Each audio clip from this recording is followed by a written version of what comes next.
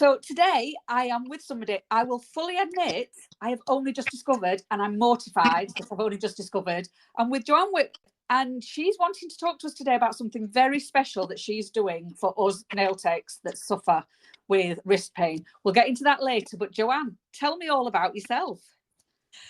Hello, Rachel. Okay.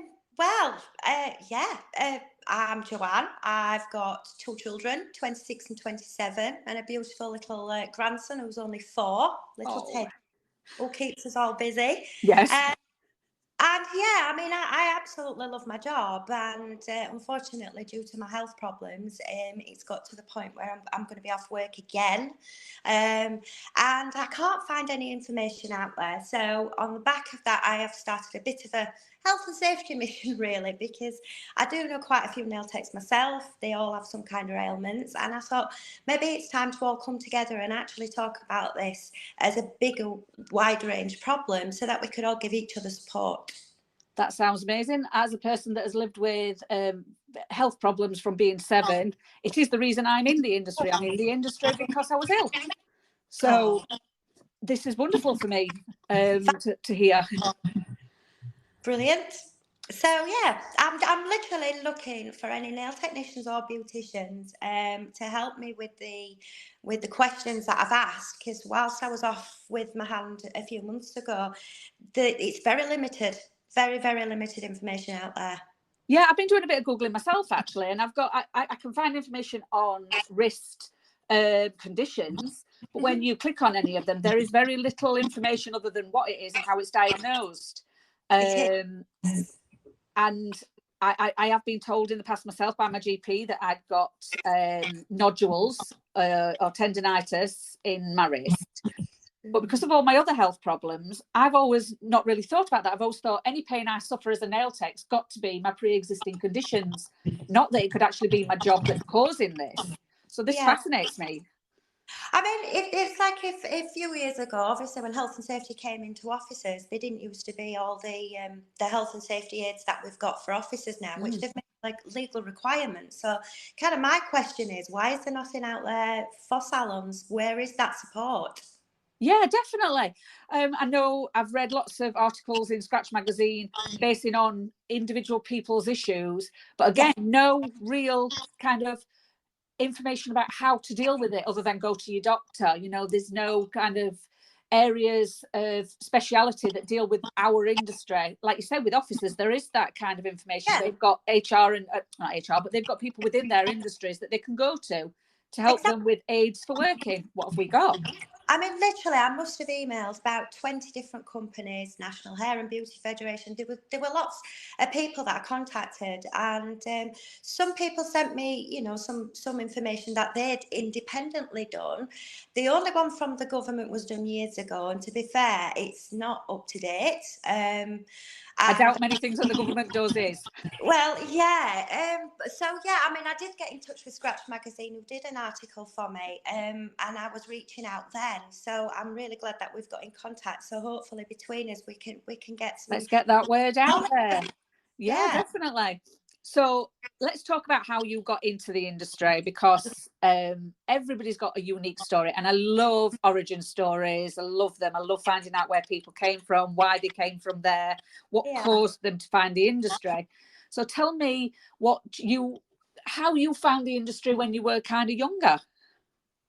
By accident.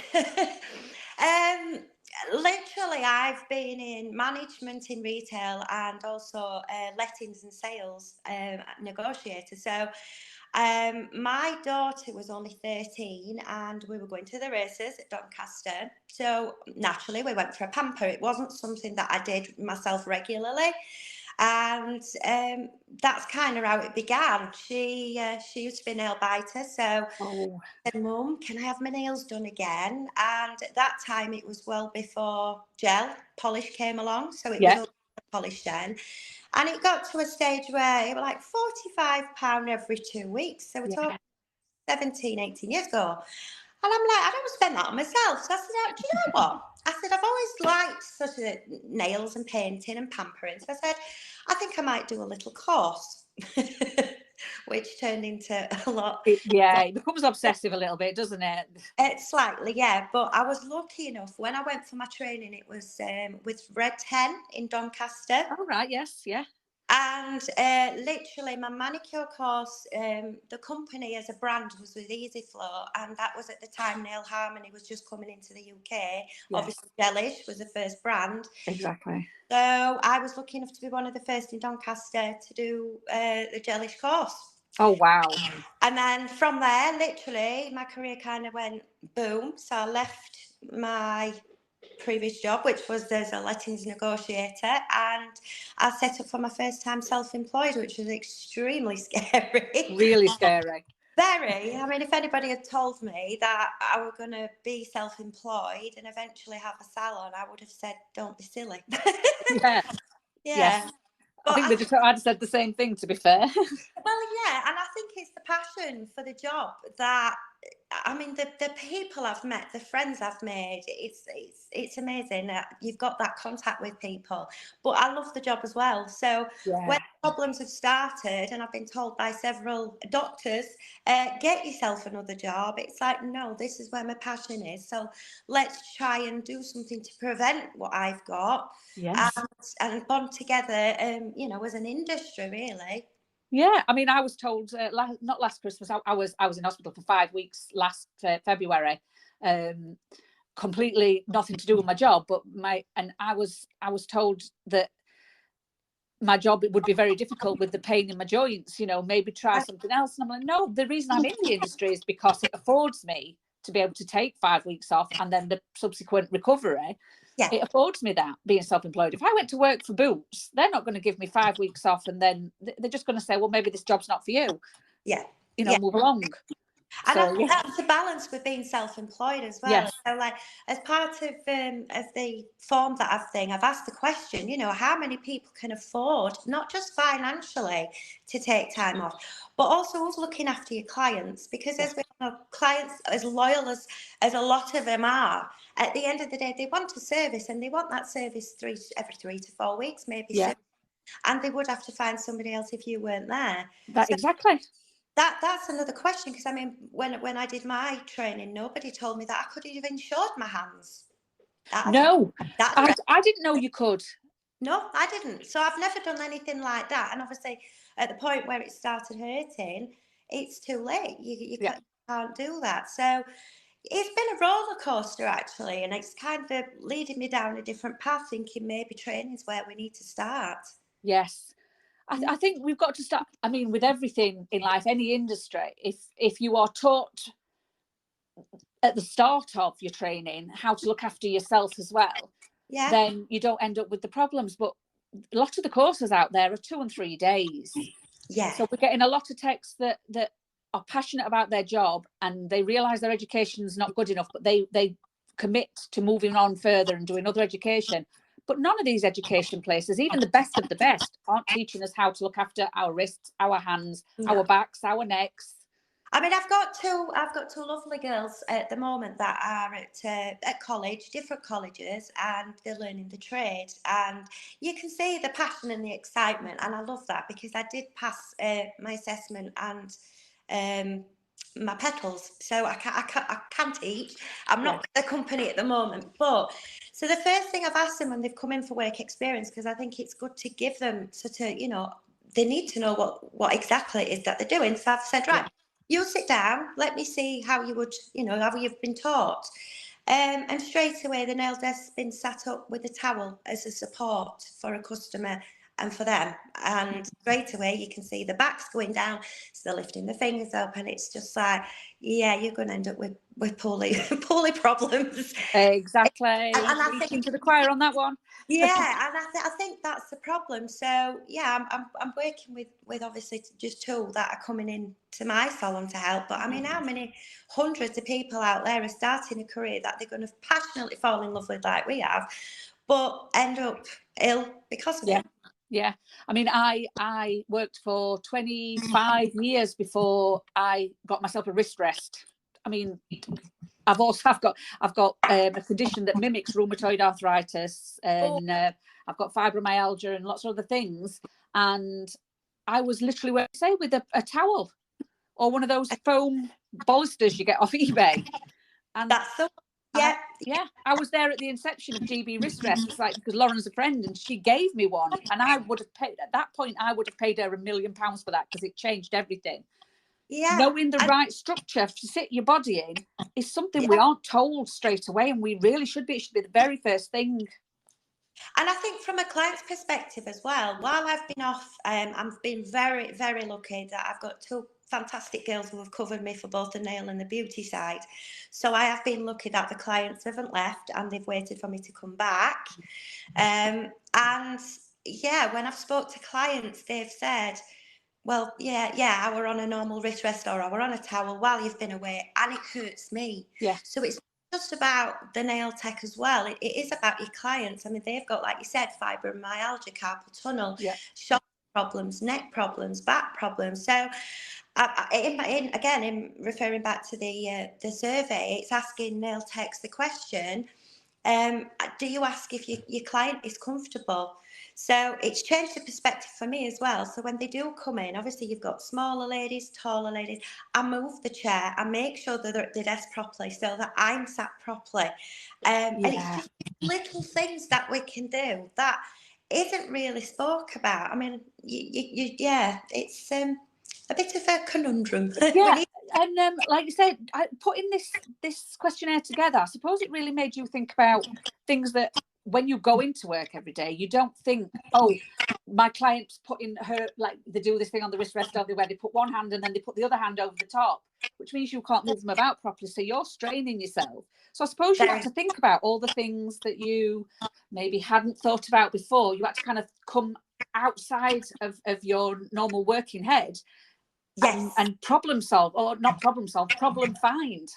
It's exactly that. And I've got no problem now with saying to customers, would you mind just putting your chair to the left? We're not straight. Would you mind? And I do move them. And it's because I've now got the problem, but it's not just the job. It's little things like I can't take a lemonade lid bottle off. Don't ask me to do a jar, because that's not happening. But obviously, while I've had the surgery, relying on other people to do the most basic of things for you, like putting a shower on so you can at least get some water on yourself. It's the little things that you don't realise. And obviously, I'll be 47 this year. Yep, me too. Oh, snap. But if you think about it, we've still got a long time left to do the basic things in life. So I do feel very passionately, because like you said, I've had to come out of the work mode ethic. I mean, when I went for surgery, it was the Saturday before, and I'm getting dressed and I'm thinking, hang on a minute, you can't pull leggings up. Yeah. You can't put a bra on. Oh, no. Skechers are going to become your new best friend. Yeah. I tell you. Absolutely. Joggers. Just it was a little thing. So I went shopping in the hope that would help, which it did. But again, nobody tells you that when you're going for surgery, that you're not going to be able to do the most basic tasks. No. And it's not just like wrist surgery. If you do anything else, one of the girls that works for me, she's had to have spinal surgery on her neck. And it really like affected how she did her day-to-day things, driving and then coming into the salon and then having that position where your head's down, even if you are using a wrist rest, your head's down. And she was the same. She was like dressing and things like that. And when I was in hospital, I got those sports bras that zip at the front. Because I knew there was no way. I was so weak that I couldn't climb up my own stairs to go to the toilet. We had to put a chair on the half landing so I could stop halfway up, like base camp in Mount Everest. And you suddenly realise the little tiny things that your hands, your arms, and your body do that you now can't do. And something as simple as not taking care of your wrist could put you in a position that's as bad as somebody like myself that's had an almost catastrophic body failure. Because if you can't use your hands, there's very little you can do for yourself. It sure is. I mean, I've like I said, I've been lucky. So my family have been very, very supportive. But also, like you said, it's the mindset. I'm a very, very independent woman. Yeah, me too. Having to ask for that help. It's a killer. It takes a little bit of swallowing, and all It sure does. That pride takes a bashing. Yeah, I mean, my husband just keeps saying, Joanne, stop trying to be a hero. And it's like, I just want to get a glass of water. It's not like I'm trying to do a massive task. Oh, I feel like we're soul sisters. I know what you mean. I know. Well, like I said, I thought it's just made me think mentally how we can support each other further, and how we can do more awareness, and through the bigger organisations as well. I think we could all talk about it more. So what I'm proposing to do, I want to set up a support group so I can share with you the little things I've found along my journey. So like if you are struggling, there's little quirks. Get yourself some sketches. Yeah. Just, I mean, there's little things I can do to help, because at the point where you are struggling and you are self-employed, there's nowhere for you to go. And that I want to help others to prevent it more than anything else. Yeah. But and the industry isn't set up. We don't get sick pay. We don't get holiday pay. No, there's little things that we need to be doing other than taking care of his wrists and his backs and his necks. There are little things we could be doing to look after ourselves. We could be, like you said, insuring our hands. You can get certain types of insurance that pay you your wage if you are off, which because I've got so many health conditions I've never qualified for, but I've worked with techs that have had it, and then had Eve that worked with me a while back. She fell and broke her elbow. You can't do nails if you've got a broken elbow, but she was clever. She'd got that insurance and it paid her wages. I know it's expensive, but just think the little thing, like you get the nodules in the wrist, you have to take 1 week off to wear a splint with the tendonitis or the I don't know if I'm pronouncing it correctly, the queer veins. I mean, it's all connected. I mean, my surgery, I've got osteoarthritis, both hands. So I said, it got to the point they said, right, you can't have any more cortisone injections. Yeah. And when I had those, that were another 4 days off work every time. Yeah. So there's that. And then I went for my surgery in September. I'm still struggling to do basic things with the left, but I have been able to come back to work.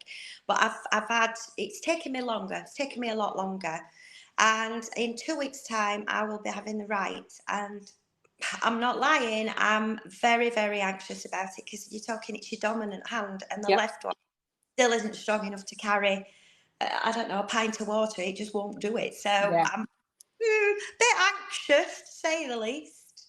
Yeah. What kind of things have you found? Like, obviously you had to have the surgery because it's quite a serious condition, but what kind of things running up to going, okay, that's surgery time, were you doing to try and prevent more damage for your wrists? Is there some like exercises or anything that can help? I mean, physio's been good. It's stretching out your hands, stress ball, that helps. It's lots of little different things. But as it's got worse, and especially during the cortisone injections, I've had to slow down. My body's like, no, Joanne, you can't do this. Yeah. So I've had to think about things. Right? Do I really need to try and struggle to open a jar when I'm at home, and I can just ask somebody who's physically able to do it? Yeah. So it's the little things about cutting back, and again making sure, like when you are at work, you're not pushing yourself because you need to. You're asking the client to help and work with you as well. And like I said, there's quite a few clients out there I've been speaking to, so I think it's just an all-round general problem as well. Yeah. We could all help each other just by talking about it that little bit more. And even if you haven't got underlying health conditions, your wrists and your back and neck can become very uncomfortable and painful if you are using incorrect seating positions. I find when clients sit too far away that it really in between my shoulder blades, it's like, I'm constantly pulling them towards me. So like you said, making sure, you see, I don't know, probably other people out there will be like me. I hate cringe, I hate conflict, and I hate anything like that. But when a client isn't sitting properly, I feel like I'm being naughty asking them to sit properly. And I think that's part of the problem. But now, I mean, just little quick things. Oh, would you like to shuffle in for me? So they do that bit closer. And I've got a little lady. She's a beautiful lady who comes in, and she's on a little. So as soon as she comes in, I know that I need to make sure the chair's higher. So she's at the nail desk proper. And it's just the little things. And you're not being naughty if you're looking after yourself. it's health and safety. Health and safety, yeah. It's safety. And it would be nice, yeah, for the government to recognise that we do need more support. I mean, when I looked into benefits while I were off, straight away, if you're employed but on statutory sick, you get more money than somebody who's self-employed. Yeah. Why is that? Yeah. So the self-employed need more help. Definitely. And they're not just in the health part. There's very little help for self-employed people out there if they become ill. That the only help out there is if you've decided to take out private insurance to protect yourself, which I didn't know about. So again, it's awareness. Just talking about it to other people. Yeah. 100%. 100%. So where do we go to find the questionnaire? Right, so I've set up a website which is still in progress. So me and my digital advisor are on with that, but the form is there. The problem was I've put a lot on Facebook that a lot of my nail tech friends have shared, and Facebook thought it was they've deleted everything. Because wonderful. Thank you, Facebook. It's a Google form. It's a Google link. So it does ask you to sign in. I think that was part of the problem. So anyway, my website is qtsystem.co.uk. And I did send you the link, Rachel, as well. Yes. So well, I'm going to put that on. I'm going to put that on my salon's website, and I also own a cuticle oil and hand cream business. It's going to go on that website too. I'm going to send out mail blasts to all the customers on there. That'd be great. I'm going to share it as much as I can on our Facebook pages as well, and hopefully they don't take it off there again. Yeah, and that's all I want. I just want support, because this is a great industry, and I've made some fantastic nail tech friends that, you know, we've been friends for as long as I've been doing it, and it's just supporting each other. Let's get some answers together and say, right, okay, how big of a scale? You know, like if 100 people filled in the form, I've got 100 answers. Yeah. And being able to share. So Scratch Magazine have said that upon completion of said questionnaire, they would like to share the results. So that might be another option to be able to generate some more awareness, really. It's very important, I think, for people to get an understanding of the scale of it. Yes. Because I think when we're hurting, we think of it as only our problem. Yeah. And I think as an industry, we're so good at coming together and helping and sharing each other's problems, and giving hints and tips on maybe what to be doing to negate any more issues. But if we don't actually know the scale, we aren't asking for help, because we're going, oh, this is just a me problem. I'd feel silly asking for help because it's just me. Nobody else would understand. I've been talking to 3 local nail techs over the last couple of months, and obviously they're asking me, because now they're getting to the point where it's surgery time for them too. So they kind of say, oh, right, how long off work? And they told me up to 8 weeks, but in all truth, it's gonna be longer. And I think that being realistic, because you can't do what you did before until it heals. And for that, they've said up to maybe over 6 months. Yeah. So and it's just being there for each other. And I think if we could get some answers, then maybe, you know, we can all pull together and say, right, what can we do to make this better? Yes, definitely. Like I say, I'm going to share it as often as I can. Hopefully, if anybody's listening, definitely fill the form in, even if you don't suffer, because then that gives answers too. Yeah, it needs to be as honest as it can be. And like I said, with all the new nail techs, they obviously they're starting on a wrong footing. So at some point, they have literally got a limited shelf life for a job they're going to fall in love with and want to do for the rest of their life. Unfortunately, you need to look after your body. Yeah, and there's only so many of us can go into teaching and training academies, because there's only so many people willing to learn. So what do you do if you don't look after yourself? It's a bit of a cycle. I mean, that's why I went into teaching. And I'll be honest, while I've done it for the last few years, I've absolutely loved it. But again, it's pulling everything together, isn't it? Like you said, and it's like between salon training, it's a roller coaster. It is a roller coaster. Yeah, and like you say, if you do look after yourself, it is a career that can last you your entire life. Exactly. Because I mean, a lot of people, I think that nail techs are young girls wearing makeup and immaculate hair. That's the one. I don't think I've ever come across one like that, to be fair. Probably one or two, but they're definitely not in my salon. I think we can do it forever if we try. Yeah, and I think it still has got that stigma, and I don't think till lockdown people realised that it's not just about looking pretty and looking smart, it's about the mental well-being for clients. I mean, they missed so much just having that hour and a half for themselves that they don't take out, and being able to talk to somebody, or a mum who's a single mum on her own and she doesn't get out, but do you know what? That time to come and have that little pamper. And I think, yeah, the stigma's still out there. It's about looking pretty with all the makeup on. Yeah. But the reality is no, it's actually, it helps people's mental well-being. Definitely. I mean, I'd seen that somewhere that it had said that having a manicure or pedicure or having your hair done releases the same endorphins as falling in love. Yes. So, you know, it's happy hormones, happy endorphins being released just, you know, for 30 quid. Exactly. You don't have to go out there and fall in love. It's a safe bet. And I think even the gents enjoyed getting their hair cut. Oh, yeah. I'm sure they missed it in lockdown as well. So definitely, we have got an amazing, fantastic industry. Yeah. And I think we need to be recognised and just have that extra support that we haven't got at the moment. Well, I know that during COVID that they were not taking us as an industry very seriously, but the information would come out that we put more into the economy than the automotive industry. You know, those men that Boris was saying needed to get back to work. These men need to get back to work. They're the backbone of our economy. And we're all sitting here going, hang on a minute, we put more into the economy than they do. Well, that was very frustrating. Yeah.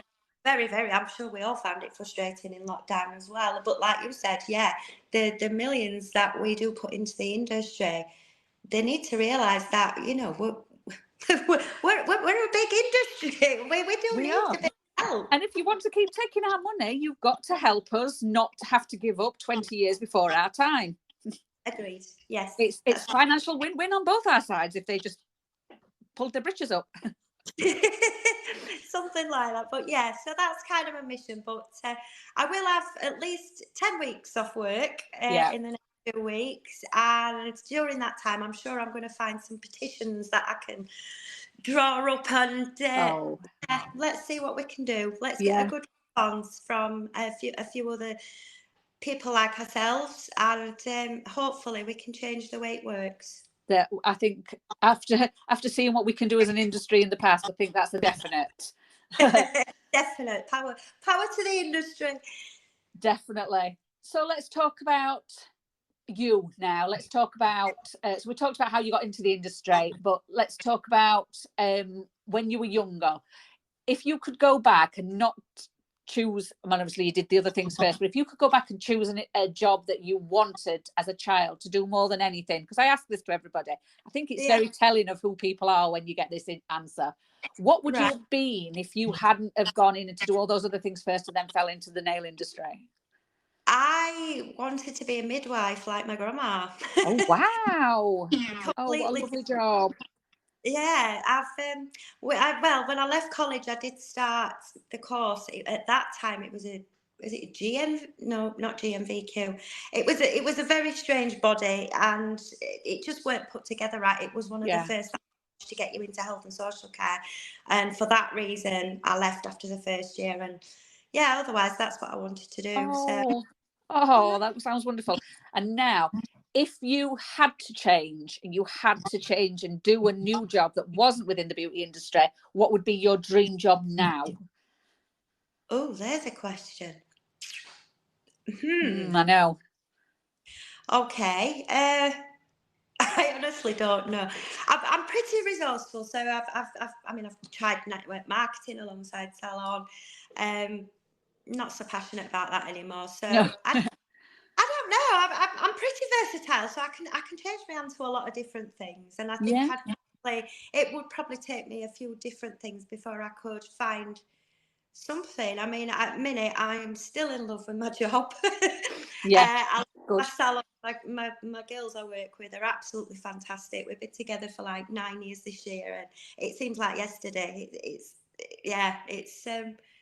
pretty It is special. amazing though, isn't it, how when something like this happens, you do start to think about what if and what can I do instead. Yeah. But you probably like myself, the amount of projects, the girls at the salon laugh at me because the amount of times I walk into the salon and go, I've had an idea, and they just roll their eyes and grunt because I have the ideas and they have to pull it off.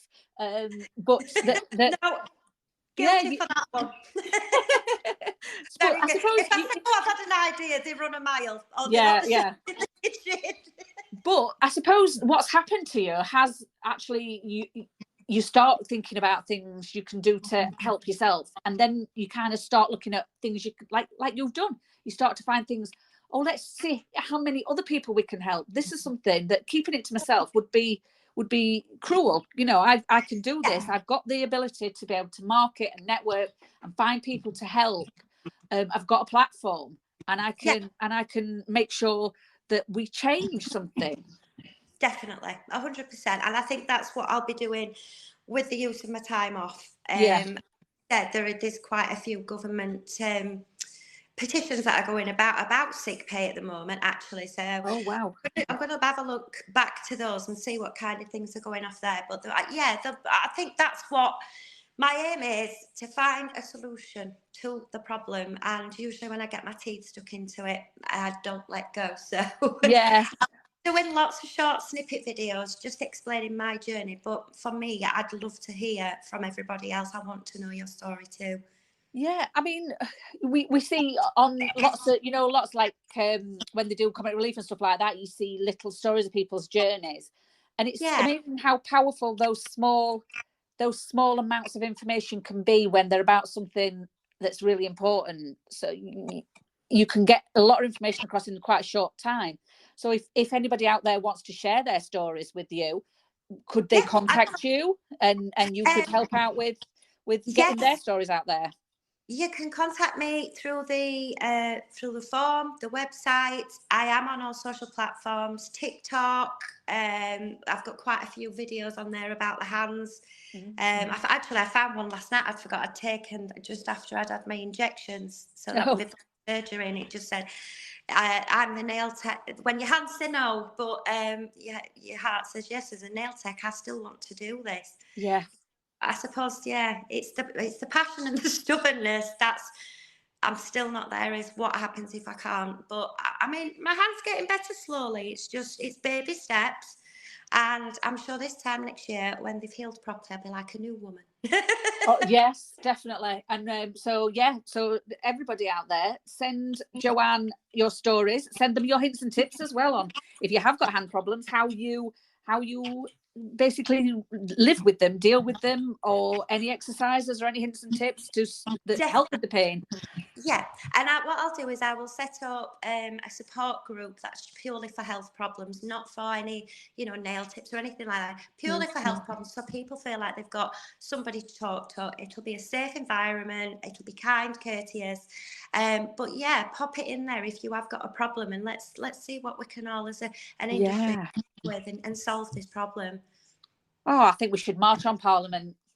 I'll get the shoes on. Yeah, okay. I'm there. I'll come and pick you up. You can't drive. Oh, yeah. See, I forgot about that. I'll drive. Don't worry, love. I'll drive. Brilliant. Teamwork. Definitely. Well, I think this has probably been one of my favourite episodes that I've done in a very long time. It's really been nice to talk to somebody. It's made me feel, although we haven't got the same thing, I'm going to stop feeling feeling uneasy when I ask clients to sit properly. I'm going to be, big knickers are going to get pulled up, and I'm going to be brave, and I'm going to say, listen, you can't sit like that. That hurts me. Maybe not in them words, but could you just snuggle up, pull up? Yeah, yeah. And so ask thank them you. if they're comfortable as well, because and do you know what? It's occurred to me, I don't actually do that. I don't actually ask if they're comfortable. I just put my hand out and say, give me your hand. I don't So maybe that's something we all ought to start doing when your client sits down and say, are you comfortable for me to begin? Yeah, something as 3 simple as that. Have said that yeah, they were uncomfortable when another colleague has done it. So we've Yeah. all had a discussion about it, because again, it's about helping each other. And yeah, it's just working together. That's all it is. Yes. And I think if we all work together, and we're going to find a way through all these health problems and all these Yeah. uncomfortable situations, and we're just all going to fly. We are, definitely. So, Joanne, thank you so much for Thank talking you. to me today. I am so grateful. I can't even tell you how grateful I am. It's been such a Oh, thank wonderful you one. for having me. Thank you.